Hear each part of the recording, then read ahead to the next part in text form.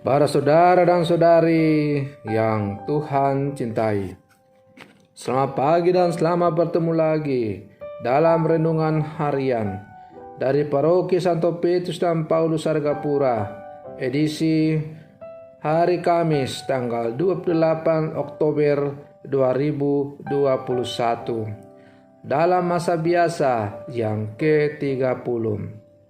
Hari ini tanggal 28 Oktober, Gereja Semesta merayakan Pesta Santo Simon dan Santo Yudas Rasul. Mengawali hari yang baru ini, kita hendak mendengar dan merenungkan sabda Tuhan. Marilah sebelum kita mendengar dan merenungkan sabda Tuhan, kita berdoa. Dalam nama Bapa dan Putra dan Roh Kudus. Amin. Allah Bapa, sumber cahaya kebenaran, Santo Simon dan Santo Yudas, para rasul mulia, telah mengantar kami untuk mengakui nama-Mu. Semoga gereja-Mu semakin bertumbuh dalam iman dan semakin banyak orang yang percaya kepada-Mu. Bersabdalah ya Tuhan, kami siap untuk mendengarkan.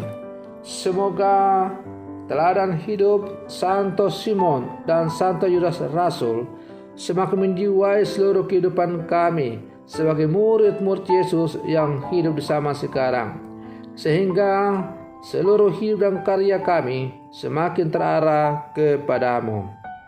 Terpujilah Engkau Bapa, Putra dan Roh Kudus, kini dan sepanjang segala masa. Amin. Para saudara dan saudari yang Tuhan cintai, sabda Tuhan yang hendak kita dengar dan kita renungkan untuk mengawali hari yang baru ini pada pesta Santo Simon dan Santo Yudas Rasul diambil dari Injil Lukas pasal 6 ayat 12 sampai 19. Tuhan bersamamu. Inilah Injil Tuhan kita Yesus Kristus menurut Santo Lukas. Sekali peristiwa, Yesus mendaki sebuah bukit untuk berdoa. Semalam-malaman ia berdoa kepada Allah. Keesokan harinya, ketika hari siang, ia memanggil murid-muridnya, lalu memilih dari antara mereka 12 orang yang disebutnya rasul.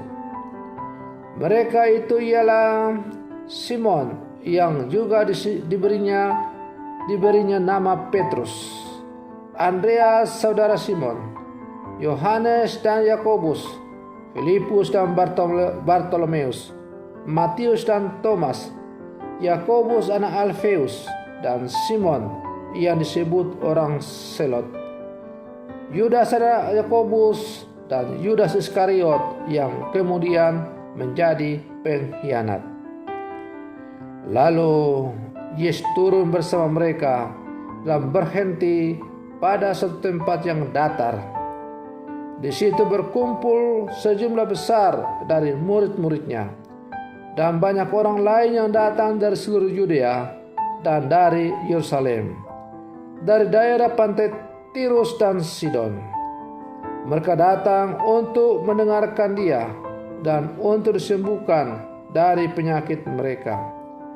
Juga mereka yang dirasuk oleh roh-roh jahat beroleh kesembuhan. Dan orang banyak itu berusaha menjamah dia, karena daripadanya keluar satu kuasa dan semua orang itu disembuhkannya. Demikianlah sabda Tuhan. Para saudara dan saudari yang Tuhan cintai,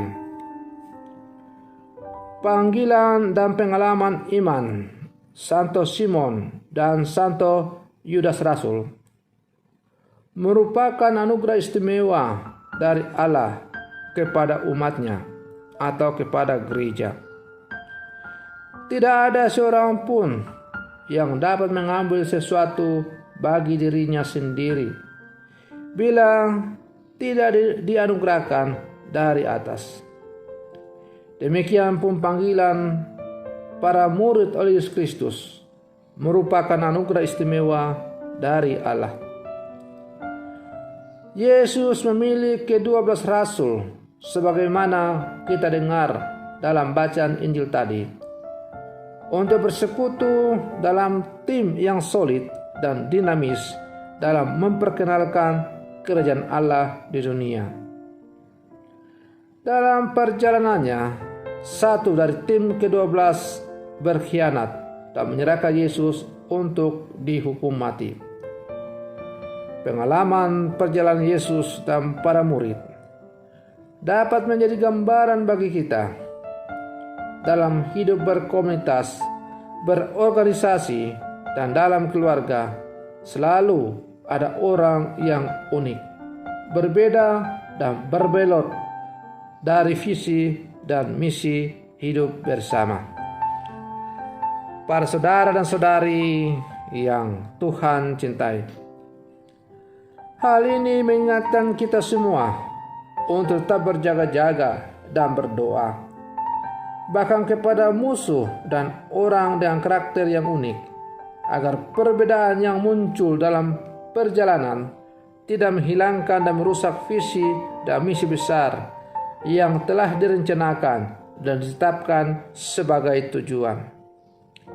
Hendaknya setiap perbedaan dapat dikelola secara dinamis agar memberikan kekuatan dan masukan yang berarti bagi visi dan misi hidup bersama, baik dalam gereja maupun dalam hidup bermasyarakat sehari-hari.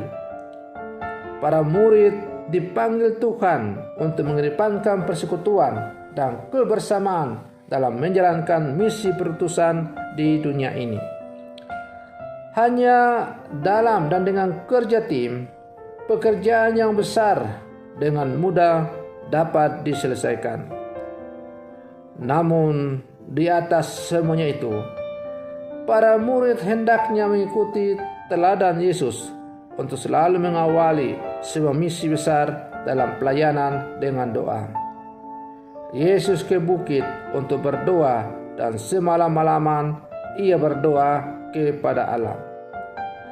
Para saudara dan saudari yang Tuhan cintai, sebagai murid Yesus yang hidup di zaman sekarang, kita juga telah dipilih oleh Yesus atau telah dipanggil oleh Yesus untuk menjadi murid-muridnya. Panggilan menjadi murid Yesus itu diawali dengan ketika kita masing-masing menerima sakramen pembaptisan, yang kemudian semakin dilengkapi atau disempurnakan dengan menerima sakramen-sakramen yang lain. Namun, para saudara dan saudari yang Tuhan cintai, kita tidak cukup menjadi orang yang terpanggil atau orang yang dipanggil, tetapi hendaklah kita juga menjadi orang yang terpilih atau dipilih. Karena Yesus mengatakan ada banyak orang yang terpanggil atau dipanggil, tetapi sedikit yang dipilih. Menjadi terpanggil dan dipilih untuk menjadi Rasul Yesus di zaman sekarang adalah sebuah kehormatan dan sebuah anugerah khusus yang istimewa dari Allah kepada kita. Nah, para saudara dan saudari yang Tuhan cintai, sebagai murid-murid Yesus yang hidup bersama sekarang, mari kita menjadi orang yang bukan hanya terpanggil tetapi terpilih secara khusus untuk menjadi murid-murid Yesus, mewartakan Injil melalui kehidupan kita setiap hari. Maka mari terus kita berjuang menjalankan tugas dan panggilan sebagai murid-murid Yesus. Semoga teladan hidup Santo Simon dan Yudas Rasul yang hari ini kita peringati pestanya semakin menjadi inspirasi dalam hidup kita dalam rangka menjalani hidup dan panggilan kita sebagai murid-murid Yesus. para saudara dan saudari yang Tuhan cintai. Semoga perlindungan saya untuk mengawali hari yang baru ini semakin menghantar kita untuk menjadi murid-murid Yesus yang tangguh di zaman sekarang. Semoga demikian. Selamat pagi, Tuhan Yesus memberkati.